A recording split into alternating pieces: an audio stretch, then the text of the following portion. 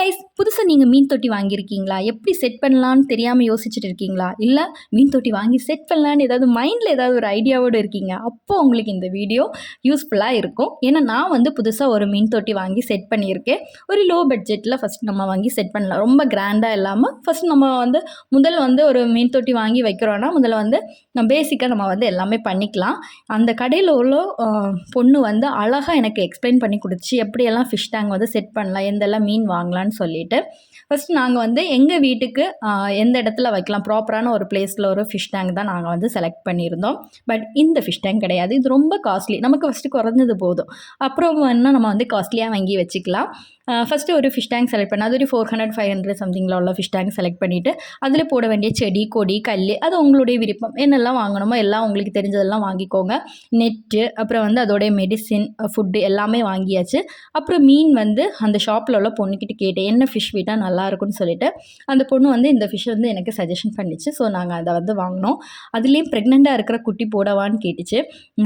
Okay போடுங்கன்னு சொன்னேன். ஏன்னா அது குட்டி போடும்போது பார்க்குறதுக்கு அழகாக இருக்கும்ல, அதுக்கு தான். சரி எல்லாமே வீட்டுக்கு வாங்கிட்டு வந்துட்டு முதல்ல என்ன பண்ணணும்னா கல்லெல்லாம் இருக்கும்ல, கசகசைன்னு கல்லெல்லாம் வாங்கி போடாமல் சிம்பிளாக ஒரு 2 டைப்பில் ஒரு கல்லை வாங்கி நல்ல ஒரு 3-4 தடவை நல்லா வாஷ் பண்ணிவிட்டு அதை செட் பண்ணி வச்சுக்கோங்க. அப்புறம் ஃபிஷ் டேங்கில் எப்போவுமே சோப்பு போட்டு கழுவக்கூடாதுன்னு சொல்லிச்சு அந்த பொண்ணு. கை வச்சு நல்லா தேய்ச்சி கழுவுங்க, இல்லைன்னா டேங்க் கிளீனர் ஏதாவது இருக்கும் அப்படி ஏதாவது யூஸ் பண்ணிக்கோங்கன்னு சொல்லிச்சு. ஃபஸ்ட்டு நான் நல்லா கை போட்டு நல்லா கழுவிட்டேன். எனக்கு வேறு பயம், இந்த கிளாஸ் எல்லாம் என் கைக்கு நிற்கவே செய்யாது. கண்ணாடி குப்பியெல்லாம் டக்குன்னு போட்டு உடச்சிடுவேன். ரொம்ப கேர்ஃபுல்லாக அதை வாஷ் பண்ணி எடுத்தேன். என்னைய மாதிரி நீங்களும் இருந்தீங்கன்னா ரொம்ப கேர்ஃபுல்லாக வாஷ் பண்ணுங்கள், இல்லைன்னா தாழ விழுந்து பொட்டி கொண்டு போகும்.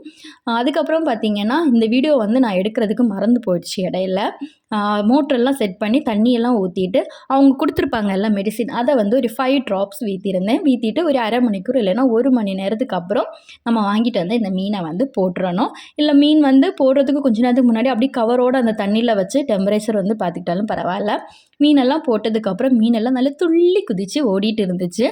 அப்புறம் எனக்கு ரொம்ப ஆசையாக இருந்துச்சு. சரி அடுத்த நாள் என்ன பண்ணுச்சுன்னு பார்க்கலான்னு பார்த்தா என் விட்டுமா ஒரே குறைப்பாக இருந்துச்சு.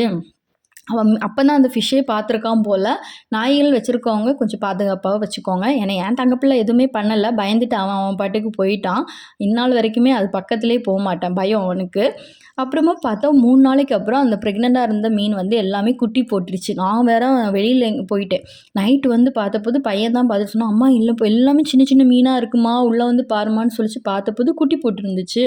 அந்த பொண்ணு சொன்ன ஒரே ஒரு விஷயம் என்னென்னா, ப்ரெக்னெண்ட்டாக இருக்கிற மீன் இருக்குக்கா, குட்டி போடும்போது அம்மா மீன் அதே மாதிரி பெரிய மீனே சாப்பிடும், அதனால் ரொம்ப கேர்ஃபுல்லாக அதை ஹேண்டில் பண்ணுங்கன்னு சொன்னாங்க. ஸோ அந்த பெரிய மீன் எல்லாத்தையும் பிடிச்சி வேற ஒரு டப்பில் போட்டுட்டு குட்டி மீனெல்லாம் பிடிச்சி செப்பரேட் பண்ணிவிட்டேன். அதை எல்லாமே தனியாக வச்சுட்டேன். என் ஹஸ்பண்டுக்கு ஆசை ஒரு 2-3 கலர் மீன் கூட வாங்கி போடணும்னு. ஸோ அவங்க அதையும் வாங்கி போட்டுட்டாங்க. நாங்கள் மெயினாக அதோடைய லைட்டு வாங்கலை, அப்புறம் அதுக்கு மேலே வைக்க வேண்டிய அந்த கூரையும் வாங்கலை. ஏன்னா எங்களுக்கு ரொம்ப லேட்டானனால நாங்கள் அது வாங்காமல் வந்துட்டோம். சரி ஒரு 3-4 நாளைக்கு அப்புறம் தான் அடுத்து இந்த குட்டி மீனெல்லாம் வாங்கிட்டு லைட்டும் வாங்கி. உங்களுக்கு கூரை பிடிக்கல, என் ஹஸ்பண்ட் கூரை பிடிக்கல, அந்த ஃபிஷ் ஷாப்லேயே இதே மாதிரி ஒரு நெட் இருக்கும், அதையும் வாங்கி வச்சுக்கோங்க. ரேட்டும் ரொம்ப கம்மியாக தான் இருந்துச்சு. அப்புறம் குட்டி மீனுக்கு தனியாக நாங்கள் ஒரு ஃபிஷ் டேங்க் செட் பண்ணியிருந்தோம். அதில் தான் இந்த குட்டி மீனெல்லாம் போட்டுச்சு. எல்லாமே ரொம்ப ஹெல்த்தியாக இருக்குது. பிறந்தபோது ஒரே ஒரு சின்ன மீன் மட்டும் இறந்து போச்சு, மற்றபடி எல்லாமே நல்லா இருக்குது. அதுக்கு ஃபுட்டெல்லாம் போட்டு கொடுத்தாச்சு. இந்த வீடியோ உங்களுக்கு பிடிச்சிருந்து யூஸ்ஃபுல்லாக இருந்துச்சுன்னா சப்ஸ்கிரைப் பண்ணி லைக் பண்ண மறக்காதீங்க.